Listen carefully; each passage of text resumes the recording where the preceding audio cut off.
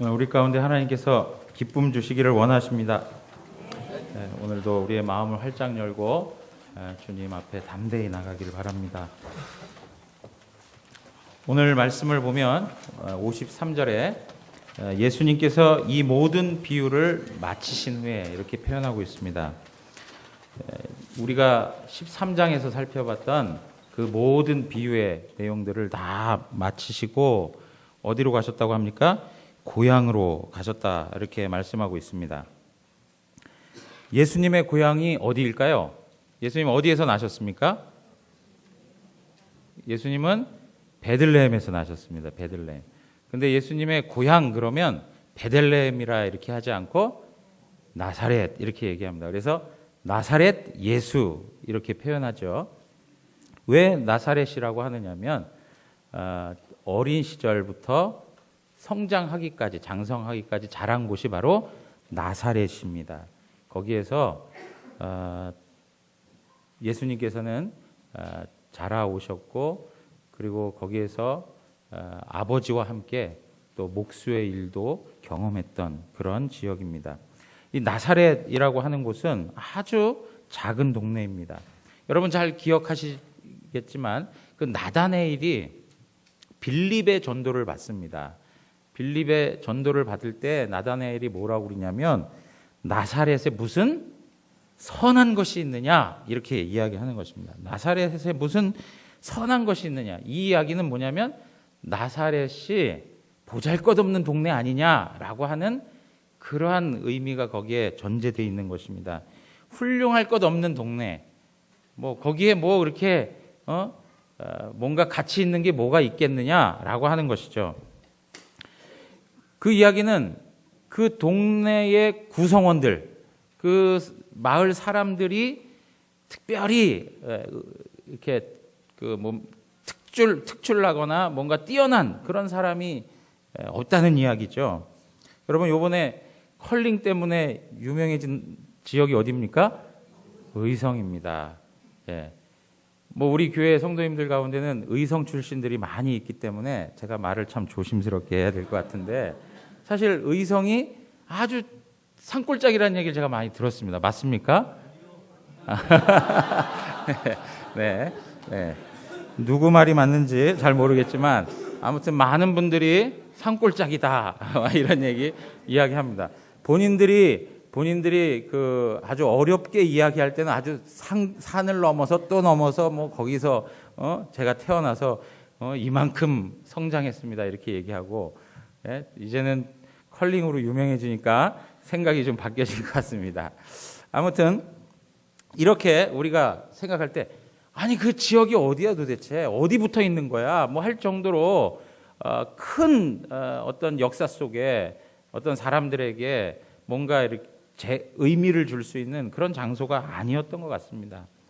그런데 예수님께서 자기 고향 나사렛에 가셔서 무엇을 하십니까? 회당에서 가르치셨다라고 말씀하고 있습니다. 회당에서 가르치셨다. 여러분 여기에 보면 회당에서 유대인들은 모여가지고 함께 성경을 낭독하고 읽어가던 그런 습관들이 있었습니다. 성경을 읽을 때면 내가 이제 성경을 읽고 그 다음에 다음 사람이 그 다음 차례에 성경을 읽는 것입니다. 저희 교회는 매일 새벽 예배를 드리는데 매일 하루에 한 장씩 성경을 읽습니다. 그럼 내일 그 다음 장을 또 읽습니다. 이제 마찬가지로 그 당시에도 성경을 앞에 나와서 읽는 사람이 있었던 것이죠. 낭독자가 있었던 것입니다. 그래서 예수님께서 그 앞에 나서서 이제 성경을 읽으실 차례가 된 것입니다. 그런데 예수님이 성경을 읽을 때에 어떠한 부분을 읽게 되었느냐, 오늘 마태복음 우리가 읽었던 본문에는 잘 그게 나와 있지는 않습니다. 여러분 여기서 성경이라고 얘기하면 율법서 그리고 시편 그리고 선지서 이러한 내용들을 가지고 있는 구약 성경을 말하고 있는 것이죠. 그래서 우리가 예수님께서 그 회당에서 읽었던 말씀, 그 말씀이 무엇인가 우리가 찾아보니까 누가복음 4장 16절에서 21절에 나와 있는데요. 특별히 17절에 가서 보니까 선지자 이사야의 글을 드리거늘 책을 펴서 이렇게 기록된 데를 찾으시니 곧 주의 성령이 내게 임하셨으니 이는 가난한 자에게 복음을 전하게 하시려고 내게 기름을 부으시고 나를 보내사 포로된 자에게 자유를 눈먼 자에게 다시 보게 함을 전파하며 눌린 자를 자유롭게 하고 주의 은혜의 해를 전파하게 하려 하심이라 하였더라. 여러분, 이 말씀이 뭡니까? 이사야에 있는 말씀이에요. 이사야 61장에 있는 1, 2절 말씀이에요. 이 말씀을 읽고 나서 그 다음에 어떻게 하는지 보세요. 20절에 책을 덮어 그 맡은 자에게 주시고 앉으시니 회당에 있는 자들이 다 주목하여 보더라. 예수님께서 그 말씀을 읽고 다시금 그 책을 주고 앉으시는데 모든 사람이 예수님을 주목해 보는 거예요.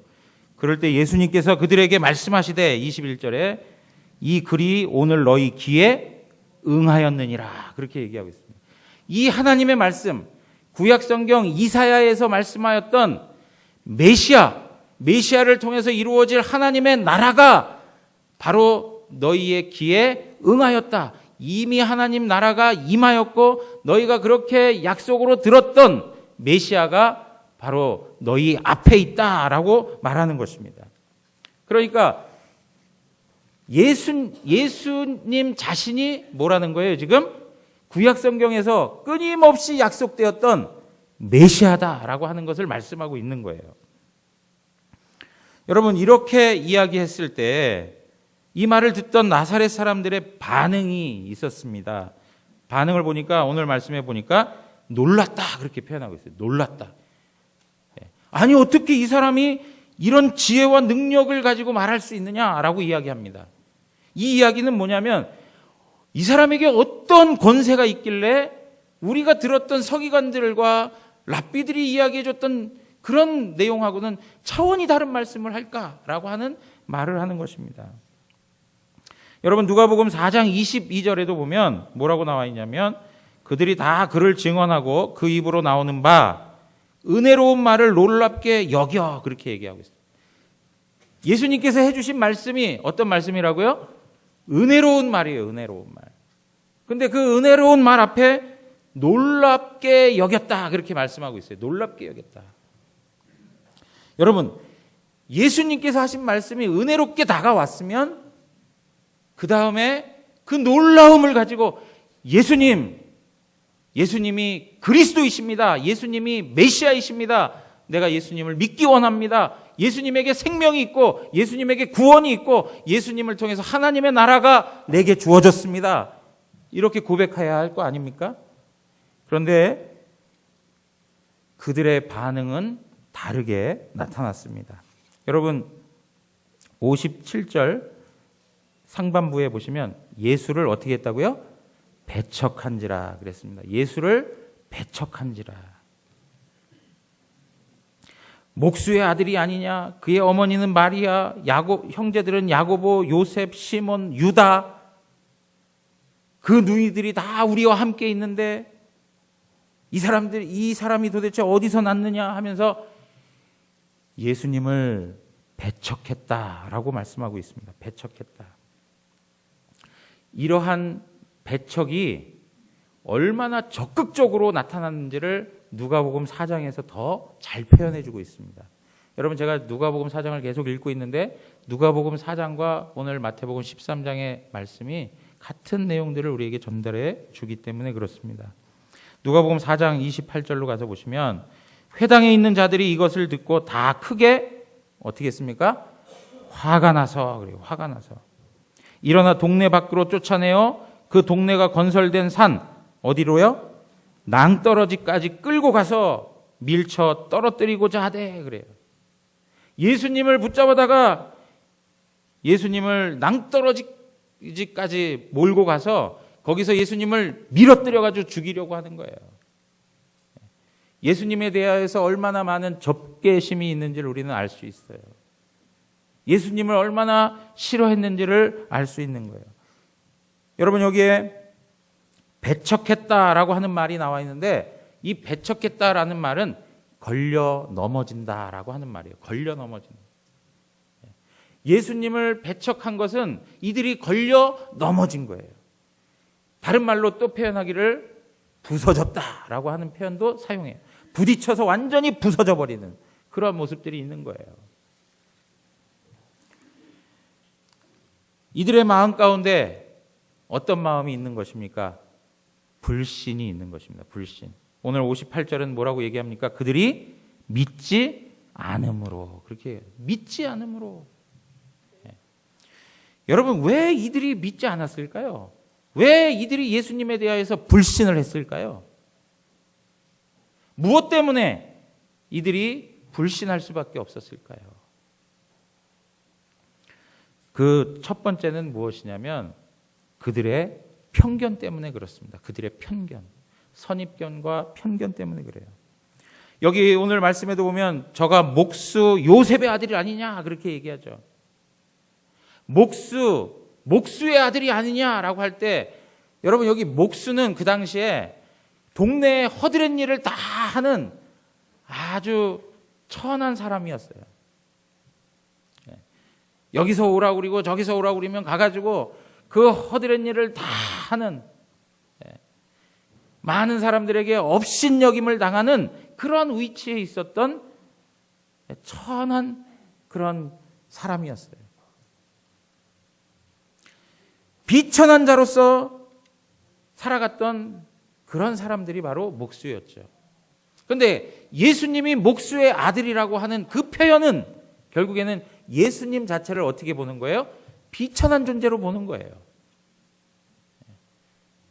여러분 여기서 목수의 아들이라고 했을 때 아버지가 목수라면 예수님도 자라는 과정 속에서 아버지의 일에 종사했었던 것입니다. 목수로서의 삶을 살았던 거예요. 그러니까 아니 우리가 그렇게 하찮게 여기고 비천하게 여기는 목수 출신이 무슨 와가지고 자기 자신이 메시아라고 얘기하느냐? 받아들일 수가 없는 거예요. 그들이 생각했던 메시아는 어떤 사람이에요? 어떤 존재입니까? 정치적이고 군사적이고 어떤 막강한 힘을 가지고 와서 자기 백성들을 구원할 그러한 존재인데 메시아가 이렇게 천한 모습으로 등장할 수 있다? 말이 안 되는 거예요. 말이 안 되는 거예요. 메시아에 대한 편견을 가지고 있는 것. 그러다 보니까 이들 마음 가운데에도 예수님 그 자체에 대한 편견이 가득 채워져 있는 것이죠.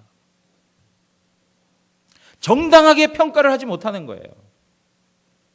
여러분 우리가 신앙생활 할 때 제가 계속 말씀드리지 않습니까? 신앙생활의 목적이 무엇이냐에 따라서 우리가 신앙의 내용이 달라집니다. 신앙생활 하면서 세상적인 복을 얻으려고 그리고 인생 문제의 해결점을 얻으려고 하는 방식으로만 신앙한다면 우리는 신앙생활의 무미건조함을 느낄 수밖에 없어요. 그러나 신앙의 내용이 거기에 있지 않을 때는 더 영적인 차원의 내용들로 우리의 신앙의 내용을 삼고 목적을 삼아간다면 우리는 굉장히 다른 은혜의 삶을 누릴 수 있는 것입니다. 여러분 여기 이 편견이 바로 예수님을 예수님으로 정당하게 인정하지 못하게 만드는 것입니다. 그들 생각이 그런 것이죠. 야, 목수 주제에 여러분 그런 이야기 할 때 많이 있지 않습니까? 다른 사람을 아주 깔보고 하는 표현들 쓰지 않습니까? 목수 주제에 무슨? 자기가 메시아면 나는 하나님이게? 이런 식의 그런 어떤 입장을 가지고 대하는 거예요. 인간의 편견은 상당히 무섭습니다. 인간의 편견을 가지고 많은 사람을 죽이고 살리기도 합니다. 여러분 자신들의 처지가 어떠합니까? 제가 말씀을 들어가면서 말씀드렸던 것처럼 나다네일이 나사렛을 평가할 때 어땠습니까? 거기에 무슨 선한 게 나느냐? 다른 사람들도 그 지역을 무시했어요. 자기네가 좀 더 우월한 위치에 있는 존재들이고 뭔가 다른 사람들에게 매력적이고 주목을 끌만한 그런 동네에 사는 사람들이라면 뭐 좀 달리 우리가 생각해 볼 수 있겠는데 본인들도 다른 사람으로부터 무시를 당하고 있는데 본인들이 목수의 아들이라고 무시하고 있는 거예요. 여러분, 열등감이죠, 열등감. 나사렛에 사는 사람들이 열등감에 시달려 사는 거예요. 열등감의 반대말이 뭘까요? 예? 열등감의 반대말은 우월감이 아니에요. 열등감의 반대말은 동등감이에요. 동등하게 대해주는 거예요. 열등감의 같은 말이 뭐냐면 우월감이에요. 열등감과 우월감은 동전의 양면과 같아요. 내가 열등감이 있으면 뭘 드러내요? 우월하려고 해요. 어떻게 해서든지 나 자신을 증명해 보이려고 해요. 그리고 자기에게 약한 사람에 대해서는 자기의 강함을 드러내려고 해요. 우월감을 나타내려고 한단 말이죠. 지금 여러분 보십시오. 나사렛 사람들이 보았을 때 목수의 아들은 자신들이 깔봐도 될 만한 존재인 거예요. 그러면서 자신들이 뭔가 그 예수님보다는, 그 가족보다는 우월하다는 것을 생각하고 있는 것일 수도 있는 거예요. 그래서요, 여러분, 이 굉장히 중요한 내용인데 편견은 어디에서 오는 거냐면 교만에서 오는 거예요. 네. 교만은 편견을 만들어냅니다. 교만하면 편견을 갖게 될 수밖에 없습니다. 여러분, 우리나라에 아주 귀한 종들이 있습니다. 딸랑딸랑 말고요. 네? 사람입니다, 사람. 전라북도 김제시 금산면에 금산교회가 있다고 합니다. 저는 가보지 않았습니다. 한 기사만 봤는데요. 제가 이거 몇 개월 전에 봤다가 너무 아름다운 이야기여서 제가 간직하고 있었는데, 여러분, 이 교회는 문화재 지정이 된 교회예요. 교회가 기역자로 된 교회예요. 왜냐하면 옛날 아주 오래전에 세워졌기 때문에 남성과 여성이 이렇게 따로 앉아 있고 강대상 가운데 있는 그런 예배당이에요. 1908년도 4월에 미국 선교사 데이트라고 하는 사람이 세운 교회입니다. 그런데 여기에 아주 귀한 하나님의 종들이 있는 거예요. 한 분은 누구냐면 조덕삼 장로님, 그리고 한 분은 이자익 목사님이에요. 교회 개척에 앞장섰던 분이 조덕삼 씨예요. 그런데 이 조덕삼 씨는 이자익이라고 하는 사람과 함께 이 선교사님으로부터 같이 세례를 받았습니다. 이 조덕삼은 양반이었고 부자였습니다. 반대로 이자익은 조덕삼의 머슴이었습니다. 마부였습니다. 마부. 얼마나 천한 존재였습니까? 그 당시에. 그런데 교회가 그 이듬해 장로를 선출하는 일들을 했습니다. 장로를 세우는 투표를 했는데 성도들은 대략 조덕삼 집사가 장로가 될 것이다 라는 생각을 하고 있었습니다. 그런데 투표 결과 마부인 이자익이라는 분이 장로가 된 거예요. 그러니까 사람들이 막 웅성웅성 거리는 거예요. 야, 이게 도대체 뭐냐. 물론 본인들이 이제 그 투표할 때는 본인들만 알고 하는 거니까 이제 외적으로 드러난 것에서는 조덕삼 씨가 될 거라는 생각을 했는데 표는 그렇게 나오지 않은 거예요. 그러니까 수가 하는 거예요. 그러니까 조덕삼 씨가 일어나서 발언을 하기 시작합니다. 이 결정은 하나님이 하신 것입니다. 저는 이제부터 이자익 장로님을 잘 받들어서 교회를 열심히 섬기겠습니다. 이런 고백을 하셨다는 거예요. 그러니까 모든 성도들이 감동해가지고 그냥 박수를 보내고 그랬다고 그래요. 그런데 여러분, 여기서 끝난 게 아니에요. 이 조덕삼 집사는 이자익 장로를 잘 받들어서 결국에는 이자익 장로가 신학교를 가게 되고 신학교 가서 신학 공부를 하는 동안 전부 후원을 해줍니다. 네, 전부 후원을 해주고, 그리고 신학교 졸업하고 목사가 된 이자익 목사를 조덕삼 장로가 되었을 때 그 금산교회 담임 목사로 청빙을 합니다. 그리고 그 머슴이었던 이자익 목사를 담임 목사로 지극히 섬기면서 하나님의 교회를 세웠다고 합니다. 여러분, 이 조덕삼 씨의 그 자손 중에 그 손자가 누구냐면 전 국회의원이었던 조세영 씨라고 해요. 예. 여러분, 사실 이런 계급 구조가 많이 이제 무너져가는 때이긴 하지만 그럼에도 불구하고 그런 것이 아직도 존재하고 있는 그때에 자기의 종이었던 그가 교회의 장로가 되고 혹은 목사가 되었을 때 그 조덕삼 씨가 보였던 이 태도는 굉장히 놀라운 것이죠. 아이, 저게 무슨 장로라고, 내 종으로 살았던 저 인간이 무슨 목사라고, 이러한 편견을 가지고 바라볼 수 있지 않겠습니까? 지금까지 삶을 살아오면서 가졌던 그 사고의 틀을 가지고 그를 바라볼 수 있었겠죠. 그런데 예수 그리스도를 믿고 나니까 그 모든 것들이 다 무너지고 하나님의 뜻이 무엇인가를 보게 되고 이것이 하나님의 뜻이라면 내가 기꺼이 그것을 받들겠습니다 하는 태도를 지니는 거예요.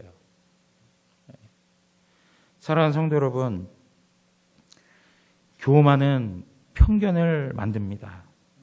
편견은 살아계신 하나님, 하나님의 아들 되신 예수 그리스도를 우리로 하여금 믿지 못하도록 만듭니다. 우리가 가진 편견이 무엇인가를 한번 살펴보십시오.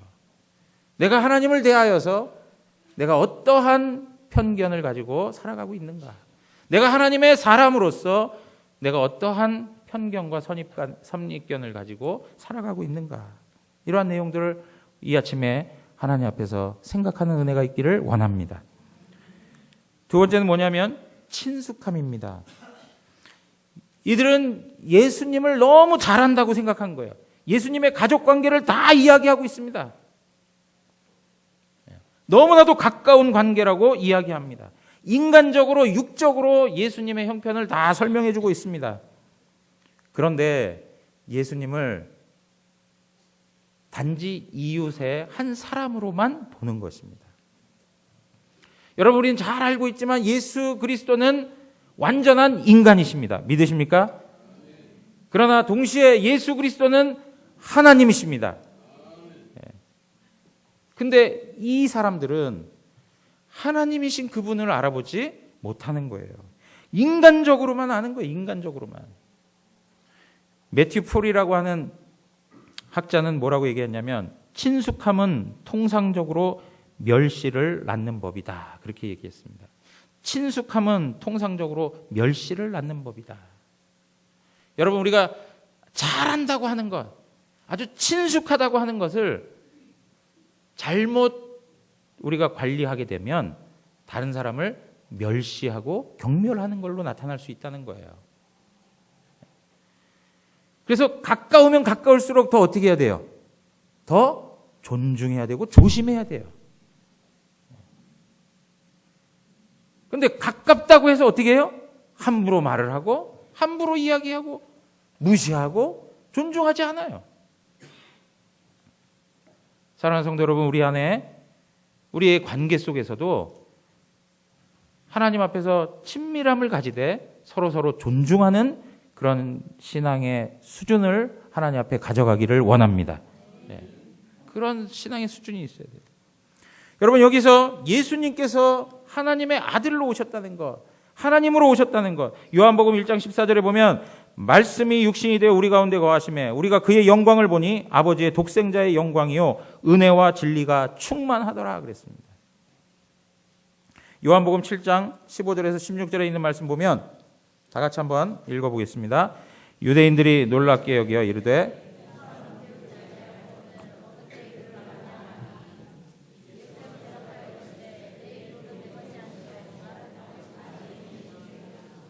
네, 내 교훈은 내 것이 아니라 누가요? 나를 보내신 이의 것이다 라고 얘기합니다. 본인이 하나님의 아들임을 이야기합니다. 본인의 오심이 하나님으로부터 왔음을 말씀해 주고 있습니다. 사랑하는 성도 여러분, 육으로는 예수 그리스도를 믿을 수가 없습니다. 인간적으로는 예수 그리스도를 영접할 수 없습니다. 우리가 예수 그리스도를 믿고 예수 그리스도가 나의 구주, 나의 생명이 되신다고 고백하는 것은 그건 영으로 된 것입니다. 인간적으로 설명할 수 있는 것이 아니라는 거예요. 우리 안에 예수님은 나의 구세주이십니다. 예수님은 나의 주가 되십니다. 라는 고백을 한다면 그는 이미 성령으로 충만한 사람인 것입니다. 성령이 거하시고 성령을 통하여서 고백해야 하는 거예요. 인간적으로는 할 수 없다는 거예요.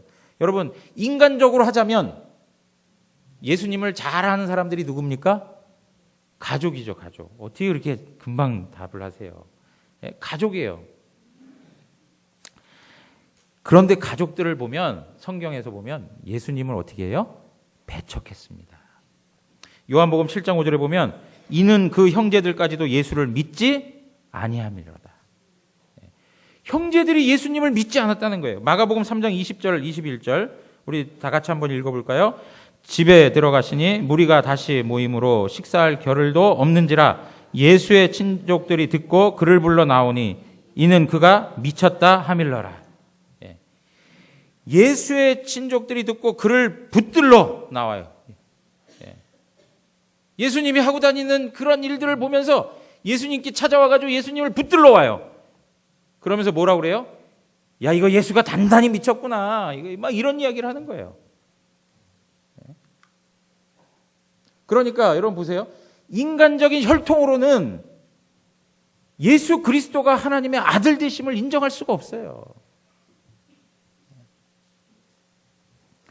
여러분, 그래서 하나님의 교회가 중요하다라고 제가 계속 말씀드리는 게, 하나님의 교회는 가족의 관계를 뛰어넘어서 영적으로 하나님께서 가족되게 하신 공동체예요. 인간적인 육신 안에 한계되어 있는 것이 아니라 영혼을 두고 하나님 앞에 살아갈 존재들이 바로 교회예요. 그렇기 때문에 우리가 교회를 소중히 여겨야 되는 거예요. 여러분, 여기에 예수님께서 우리들에게 그 성령을 보내주시고 성령을 통해서 결국에는 하나님의 은혜를 알게 하시고 예수 그리스도가 구주 되심을 깨닫게 하시죠. 성령님이 아니고는 그것을 고백할 수 없다라고 말씀하고 있습니다. 여러분, 베드로전서 2장 4절에서 10절에 있는 말씀 한번 가서 보겠습니다.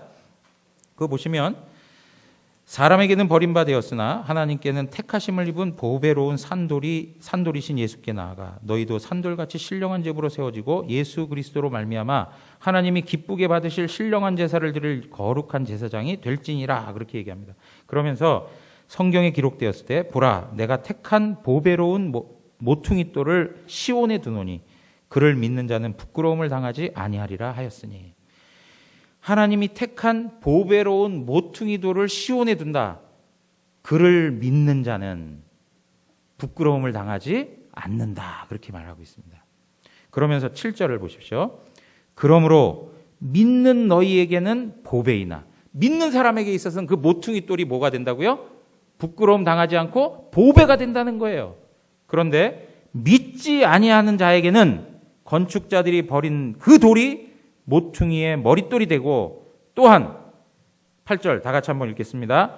부딪히는 돌과 걸려 넘어지게 하는 바위가 되었다 하였느니라. 그들이 말씀을 순종하지 아니함으로 넘어지나니 이는 그들을 이렇게 정하신 것이라. 여러분, 여기에 보십시오. 믿지 아니하는 자에게 있어서는 부딪히는 돌이 되어 걸려 넘어지게 하는 바위가 된다는 거예요. 그 모퉁이 돌이. 여러분, 아까 말씀드렸죠? 배척하다라는 뜻이 무슨 뜻이라고요? 걸려 넘어지게 된다는 거예요. 그리고 완전히 부서지게 된다는 말이에요. 그러니까 말씀이신 모퉁이 돌이 되신 생명의 주가 되신 예수 그리스도를 영접지 아니하면 그 모퉁이 돌이 우리를 완전히 부서뜨리는 거예요. 우리를 완전히 걸려 넘어지게 하는 거예요. 그러나 믿는 자는 그것이 뭐가 된다고요? 보배가 된다는 거예요. 여러분, 믿으십니까? 네. 그런데 이렇게 주님에 대하여서 배척을 하고 걸려 넘어지게 되는 일이 어떻게 이루어진 일이냐? 8절 후반부에 보시면 그들이 말씀을 순종하지 아니함으로 넘어지나니 이는 그들을 이렇게 어떻게 하셨다고요? 정하셨다 그래요. 하나님이 정하셨다는 거예요. 하나님이 택할 자와 버릴 자를 정하셨다는 거예요. 하나님께서 예정하셨다라고 말씀을 우리는 합니다. 하나님은 선택자를 예정하십니다. 그리고 유기자를 예정하십니다. 그러면서 오늘 베드로전서 2장에서 우리에게 이렇게 얘기합니다. 너희는 믿지 아니하는 자들, 하나님 앞에 버림을 당한 자들이 아니라 9절 보십시오. 9절 다 같이 읽겠습니다. 그러나 너희는 택하신 족속이요 왕같은 제사장들이요 거룩한 나라요 그의 소유가 된 백성이니 이는 너희를 어두운 데서 불러내어 그의 기이한 빛에 들어가게 하신 이의 아름다운 덕을 선포하게 하려 하심이라. 그러나 너희는 택하신 족속이요 왕같은 제사장이요 거룩한 나라요 하나님의 소유가 된 백성이다. 누가 그렇다고요? 우리 자신이 그렇다는 거예요. 하나님의 소유된 백성이기 때문에, 하나님이 선택한 족속이기 때문에, 왕같은 제사장이기 때문에 우리는 주님을 영접하게 되는 거예요. 그러면서 10절에 전에는 너희가 백성이 아니었다. 너희도 똑같이 밖에 있었던 존재들이었다. 그러나 이제는 하나님의 백성이다. 너희가 국류를 얻지 못하였다. 그러나 이제는 국류를 얻은 자이다. 라고 말씀하고 있습니다. 여러분, 우리 가운데 이러한 확신이 있기를 원합니다. 나는 하나님의 백성이다. 나는 하나님의 소유가 되었다. 나는 하나님의 거룩한 제사장이다. 나는 지금도 하나님의 국류를 입고 사는 자이다. 이것을 확신 있게 가지고 사셔야 돼요. 사랑하는 성도 여러분, 하나님께서는 하나님이 버리신 그 사람들을 하나님께서 택하지 않기 위해서 그들을 가운데 그들로 하여금 믿지 못하게 하기 위해서 그들을 어떻게 해요? 편견에 사로잡히게 하신 거예요. 편견을 하나님께서 이용하신 거예요. 사랑하는 성도 여러분, 오늘 우리가 받은 구원이 얼마나 영광스러운지를 아셔야 됩니다. 왜 그러냐면 우리도 똑같이 하나님이 은혜 주시지 않았다면 나사렛 사람들과 같은 입장인 거예요. 나사렛 사람들이 얼마나 극심히 예수님을 배척했습니까? 그를 끌고 낭떠러지에 가서 떨치려고 했던 그러한 악함이 그들만의 악함이 아니라 누구의 악함이었습니까? 우리의 악함이었습니다. 우리도 편견에 사로잡혀서 주님을 모른 채, 주님을 떠난 채 살아왔습니다. 그러나 하나님께서 그대로 내버려 두지 아니하시고 우리 가운데 찾아오셔서 우리에게 구원을 허락해 주시죠. 우리로 하여금 나는 너를 택하였노라 하는 것을 알게 해 주시죠. 너는 이렇게 살아야 될 존재가 아니야. 거룩한 제사장이고 내 소유된 백성이야. 너는 국류를 입은 하나님의 사람이야 라고 알게 해주시는 은혜를 주신 것입니다. 그러니까 우리 안에 하나님을 향한 감사와 기쁨이 충만할 수밖에 없는 것입니다. 구원받았다는 게 영광스러운 거예요. 여러분, 데살로니가전서 2장 13절 가서 보시면 우리 다 같이 한번 읽어보겠습니다.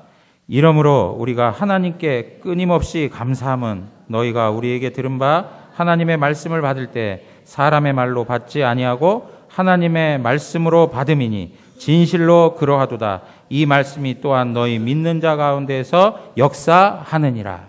아멘. 우리가 하나님께 어떻게 한다고요? 끊임없이 감사해. 끊임없이. 우리가 하나님 앞에 감사합니다. 어느 한 순간만 감사할 수 있죠. 그렇게 이야기하잖아요. 뭐라고 얘기합니까? 끊임없이 계속적으로 하나님 앞에 감사합니다. 그렇게 얘기해요. 왜 그럴까요? 하나님이 주신 구원이 너무나도 영광스러운 거예요. 하나님이 주신 구원이 너무나도 내 영혼을 행복하게 하고 자유케 하고 기쁨을 주는 거예요. 하나님에 대한 감사가 막 생겨나는 거죠. 그런데 그 일이 가능했던 게 뭐냐면 하나님의 말씀이 선포될 때 그걸 사람의 말로 받지 않았다는 거예요. 사랑하는 성도 여러분, 오늘 이 하나님의 말씀이 사람의 말이 아닌 하나님의 말씀으로 들려지기를 원합니다. 하나님의 말씀으로 들으셔야 돼요. 이 자리에 나와서 예배하시면서 하나님의 임재 가운데 있음을 알고 예배하셔야 돼요. 그리고 그 하나님께서 우리들을 향하여 사랑으로 우리에게 말씀 증거하심을, 말씀을 전하고 계심을 아셔야 되는 거예요. 그런데 제가 좀 간혹 우리 안에 안타까운 부분들이 있는데 이 예배 자리에 참여하면서 하나님의 임재 의식을 갖지 못하고 참여할 때가 있어요. 그리고 목사의 말씀을 들을 때면 그것이 마치 목사의 인생 철학이나 하는 이야기로 듣는 경우들이 있어요. 하나님의 말씀으로 들으셔야 되는 거예요. 하나님의 말. 사람의 말로 들어서는 안 된다는 거예요. 인생 경륜으로 따지고 인생에서 얻은 지혜로 따지자면 저보다 훌륭하신 분들이 훨씬 더 많습니다. 하나님 말씀에 대한 편견을 가지고 이 자리에 나와 앉아 있을 때가 있는 것이죠. 여러분, 그래서 제가 간혹 보면 어떤 분들은 예배 들어오시면서 커피도 갖고 오셔서 마시면서 예배도 하시고 그런 부분들도 있는데 사실은 그런 부분들을 삼가하셔야 돼요. 그럼 목사님도 그럼 강대상에서 물 마시지 마셔야죠. 네? 제가 그 얘기 들을 것 같아서 참 조심스러운데, 네? 여러분, 예배에 유익이 되고 예배를 섬기기 위해서 필요한 부분입니다. 이건 특별히 저 같은 경우에는 강단에 서면 얼마나 두렵고 떨리고 이렇게 긴장이 되고 입이 타들어가고 하는지 정말 어렵습니다. 제가 이런 얘기하면 다 그냥 하는 말로 들으시는 것 같은데 정말 입이 타들어가요.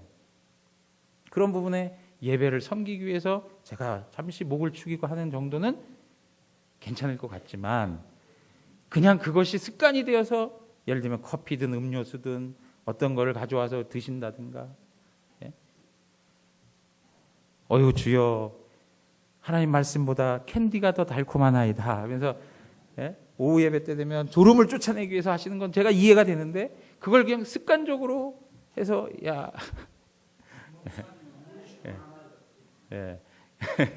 그래서 그런 부분에서 우리가 예배에 임하는 마음의 태도가 참 중요한 것이죠. 그래서 이 순간에도 하나님의 말씀으로 들으셔야지 김 목사 개인의 인생 철학을 이야기하는 것으로 들어서는 절대 안 되신다는 거예요.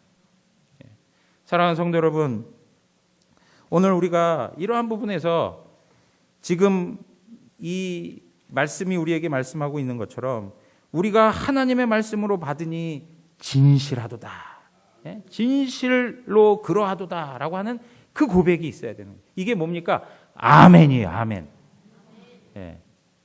지난번에도 부흥회 하면서 아멘 좀 하이소 막 이렇게 유행어가 돼버린 것 같아요. 우리 아이들도 저한테 아멘 좀 하이소 막 이렇게 유행어가 돼버렸어요. 여러분, 하나님 말씀이 선포될 때 아멘 하세요. 아멘 하세요. 이단적인 가르침이 아니고 잘못된 말씀 전하지 않으면 하나님 앞에서 아멘 아멘 하세요. 그 고백을 가지고 하나님 앞에 나아갈 때 하나님께서 더 크게 역사하시는 거예요. 오늘 봅니까? 58절에 보면 그들이 믿지 아니함으로 말미암아 거기서 많은 능력을 행하지 아니하시니라 그랬어요. 그죠? 믿지 않으니까 예수님도 어떻게 해요? 능력 행하지 않으세요. 근데 여러분 보십시오. 하나님 말씀이 선포될 때마다 아멘 아멘 하고 그걸 내가 믿습니다. 내가 동의합니다. 나도 그렇게 생각합니다. 그렇게 하며 순종할 때 하나님의 역사는 우리 가운데 더 풍성하게 일어날 줄 믿습니다. 우리가 삶을 살아가는 가운데 내가 구원받는 문제뿐만 아니라 우리가 삶의 모습에 있어서도 우리의 편견으로 인하여서 하나님의 말씀을 제한할 때가 있다는 거예요. 하나님의 능력을 제한할 때가 있다는 거예요. 누가복음 4장 25절에서 27절에는 예수님께서 그 본문의 이야기를 하시면서 두 가지 이야기를 가지고 설명을 해주세요. 두 가지 이야기. 첫 번째 이야기가 뭐냐면 사르밧 과부의 이야기예요. 엘리야 시대에 3년 6개월 동안 가뭄이 있었습니다. 그럴 때에 엘리야가 한 과부에게 찾아갑니다.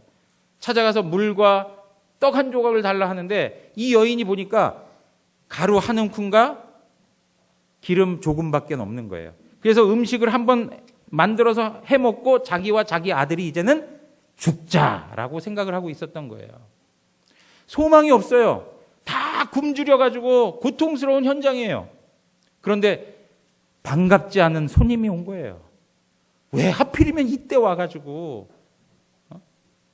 그런데 이 엘리야가 그냥 미안한 마음 가지고 말이죠. 아이고 미안합니다. 그렇지만 나도 좀 같이 좀 나눌 수 있을까요? 뭐 이렇게 얘기하면 좋은데 얼굴이 뻔뻔했던 것 같아요. 뭐 그냥 뭐라고 얘기합니까? 그걸 만들어가지고 나 먼저 줘 이렇게 얘기해요. 먼저 나에게 달라 그렇게 얘기해요. 먼저 나에게 주고 그 다음에 당신들 먹으시오 그렇게 얘기하는 거예요. 여러분 이러한 상황에 우리가 직면해 있다고 생각하면 어떠한 태도를 취하겠습니까? 야 이거 웬 불청객이 와가지고 우리로 하여금 이렇게 이 마지막 순간까지도 고통스럽게 만들까? 별 생각이 다 들지 않겠어요? 그런데 어떻게 합니까? 이 여인이 그렇게 순종해 가는 것입니다. 그랬을 때 이 엘리야가 말했던 대로 그 가루와 기름이 마르지 않도록 하나님께서 은혜를 부어주십니다. 예, 마르지 않도록 하는. 인간적으로 보면 한계죠, 한계. 넘어설 수 없는 거죠. 그런데 하나님의 전능하심을 믿고 나아가 보니까 하나님께서 그 인생을 책임지시더라는 거죠. 여러분 두 번째 나오는 이야기가 뭐냐면 나하만 장군 이야기예요. 나하만 장군은 이야기는 여러분 잘 알고 있지만 나하만은 존귀한 사람이다. 아주 훌륭한 사람이다. 그렇게 표현하고 있어요. 그런데 그에게 있어서 인생에 문제가 있었어요. 어떤 문제입니까? 나병을 앓고 있었어요. 그런데 나하만의 아내가 데리고 있었던 여종이 바로 이스라엘에서 온 여종이었는데 그 여종 아이가 그렇게 얘기하는 거예요. 우리 엘리사 선지자에게 가서 보여주면 그가 다 고쳐주실 수 있을 텐데. 그러니까 그 여종 아이의 말을 듣고 왕에게 허락을 맡아서 많은 선물을 꾸려가지고 엘리사에게 갑니다. 그런데 엘리사가 나와보지도 않아요. 그리고 종을 시켜가지고 뭐라고 그래요? 요단강에 가가지고 7번 들어갔다 나오라는 거예요. 여러분 그게 상식이 됩니까? 그게 받아들여질 수 있습니까? 아니 그래도 아람의 그 군대 장관이 왔으면 조금 예우를 좀 해주고 그래서 나만이 그 성경에 보면 이런 표현을 써요. 자기가 생각할 때는 이 엘리사가 나와가지고 자기를 영접하고 어디가 편찮으십니까 하고 자기에게 손을 얹고 기도해주면 거기서 모든 것이 다 나을 거라고 생각을 했는데 그런 방식이 아닌 거예요. 자기가 생각했던 그런 기대하고는 너무 다른 홀대를 당하는 거예요. 그래서 어떻게 합니까? 참 다메섹의 강도 이 요단강보다 좋은데 내가 거기 가서 몸을 담그는 게 낫지 하고 발걸음을 돌이켜 지나가려고 합니다. 그럴 때 그와 함께했던 신하들이 그와 함께했던 종들이 그러지 마시고 여기까지 왔으니까 그냥 한번 담가 보십시오. 조언을 하죠. 그 마음을 돌이켜서 어떻게 합니까? 물속에 들어가 가지고 한 번, 두 번, 여러분 3번 할 때마다 뭔가 피부에서 변화되는 모습을 봤을까요? 안 봤을까요?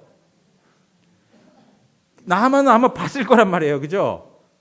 근데 변화가 있어요? 없어요? 변화가 없어요. 몇 번 때, 언제까지요? 여섯 번째까지도 변화가 없는 거예요. 그리고 나서 일곱 번째 들어가고 나니까 깨끗해 되는 은혜를 경험합니다. 여러분, 인간적으로 따져보면 받아들일 수 없는 일들인 거예요. 편견을 가지고는 이해할 수 없는 일들인 거예요. 사랑하는 성도 여러분, 교만하면 하나님 말씀 앞에 순종할 수가 없습니다. 오늘 이 시간에 다시 한번 말씀드리지만 우리를 사로잡고 있는 편견과 교만이 무엇인지를 확인하십시오. 그리고 하나님의 말씀 앞에 순종하지 못하는 그것이 어디에 있는가를 확인하시면서 하나님의 능하신 역사 앞에 우리 자신을 내어 맡겨보십시오. 그러면 하나님께서 놀라운 은혜를 부어 주실 것입니다. 여러분, 이 말씀에서 하는 것처럼 믿지 않음으로 많은 능력을 행하지 아니하였다라고 한다면 우리가 믿음으로 하나님께서 우리에게 많은 능력을 행하여 주실 줄 믿습니다. 네. 여러분, 제가 우리 교회 비전에 대한 이야기를 했습니다. 오늘도 사실은 그 이야기를 좀 충분히 하고 싶은데 시간적으로 이게 안 되네요. 다음 기회에 좀 더 그 내용들을 좀 말씀을 드린다면 우리 대구 지역에 하나님께서 허락하신다면 많은 교회들을 개척하기를 원해요. 50교회 숫자를 정해놓고 하나님 앞에 기도하기를 원해요. 하나님, 우리 교회의 모습을 가지고 50교회가 이 대구 시내에 개척되기를 원합니다. 그리고 또 어린 생명들을 말씀으로 잘 양육할 수 있는 기독 학교가 세워지기를 원합니다. 그래서 다음 세대에 정말 이 세상과 더불어 영향력을 끼칠 수 있는 존귀한 하나님의 사람들을 키워낼 수 있도록 도와주십시오. 그리고 세 번째는 이 나라에 들어와 있는 외국인들, 유학생들을 복음으로 잘 인도해서 그들로 하여금 양육받고 훈련받아서 선교사로 파송하는 그러한 일들이 우리 교회를 통해서 일어나기를 원합니다. 그리고 이제 마지막 한 가지가 있는데 사실은 이건 조금 더 우리가 기도하면서 더 살펴봐야 될 일이긴 하지만 이런 일들을 하기 위해서 재정적인 게 필요합니다. 그래서 우리 청년 때부터 정말 기독 실업인으로서 잘 세워질 수 있는 그런 기독 실업인을 키워내는 훈련의 장소가 우리 가운데 있었으면 좋겠어요. 그래서 한 300명 정도의 기독교 사업가들이 세워져서 정말 이러한 일들 앞에 귀하게 쓰임받는 일들이 우리 교회를 통해서 나타나기를 원합니다. 제가 이런 말씀을 드리면 이 말을 듣고 여러 가지 생각들을 다 하게 되실 거예요. 이래서 어려울 것 같고 저래서 어려울 것 같고 많이 생각이 들 거예요. 어제 제가 우리 프로토스 청년들하고 이런 이야기를 나눴더니 어떤 분이 목사님 그 이야기를 들으니까 가슴이 뛰네요. 가슴이 뛰네요.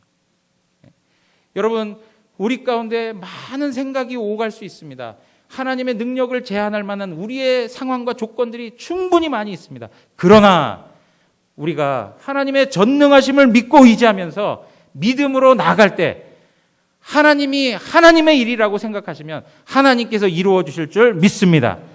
그걸 믿고 의지하면서 하나님 앞에 담대히 나아가 믿음으로 승리하는 우리 영안교회 모든 성도님들 되시기를 주님의 이름으로 축원합니다. 다 같이 일어나서 찬양하겠습니다.